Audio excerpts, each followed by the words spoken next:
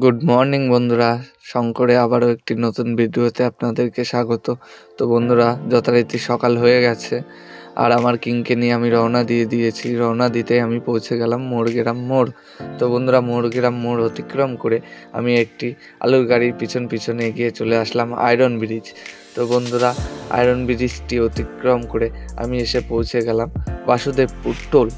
তো বন্ধুরা, বাসুদেবপুর টোলটি অতিক্রম করে আরও কিছুটা দীর্ঘ রাস্তা পাড়ি দিয়ে আমি এসে পৌঁছে গেলাম ফারাক্কা টাউন। তো বন্ধুরা, ফারাক্কা টাউনটি ধীরগতিতে অতিক্রম করে ফারাক্কা ব্রিজ অতিক্রম করে আমি এসে পৌঁছে গেলাম মালদা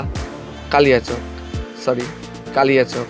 তো বন্ধুরা, কালিয়াচকটি ধীরগতিতে অতিক্রম করতে লাগলাম। তো বন্ধুরা, কালিয়াচকটি অতিক্রম করে আমরা আবারও পাড়ি দিয়ে চলে আসলাম মালদা টাউন এবং বাইপাসের মুখে।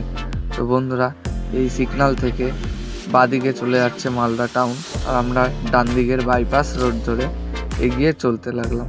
তো বন্ধুরা, আরও কিছুটা দীর্ঘ রাস্তা পাড়ি দিয়ে আমি গাজল টোল অতিক্রম করে এসে পৌঁছে গেলাম পদুবাড়ি মোড়।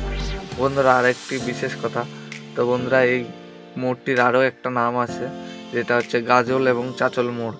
তো বন্ধুরা, গাজল চাচলের মোড়টি অতিক্রম করে আমি কিছুটা পাড়ি দিয়ে পৌঁছে গেলাম একটি হোটেলে। তো বন্ধুরা, হোটেলে পৌঁছাতে বেজে গেল প্রায় 9:30 পৌনে 10টা।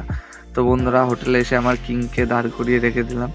তো বন্ধুরা, এখানে সারাদিন রেস্টের জন্য দাঁড়িয়ে যাব এবং আমাদের একটি বনগার গাড়ি এখানে চা খাওয়ার জন্য দাঁড়িয়েছিল। দাদাভাই চা খেয়ে তারপরে রওনা দিয়ে দিল। দাদাভাইরা রায়গঞ্জে গিয়ে দাঁড়াবে, যেহেতু ওনারা রান্না করবেন।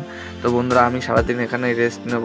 আবারও দেখা হবে পরবর্তী গাড়ি ছাড়ার পর নেক্সট ভিডিওতে। তো বন্ধুরা, অবশ্যই সাবস্ক্রাইব করবে চ্যানেলটি এবং অবশ্যই ভালোবাসা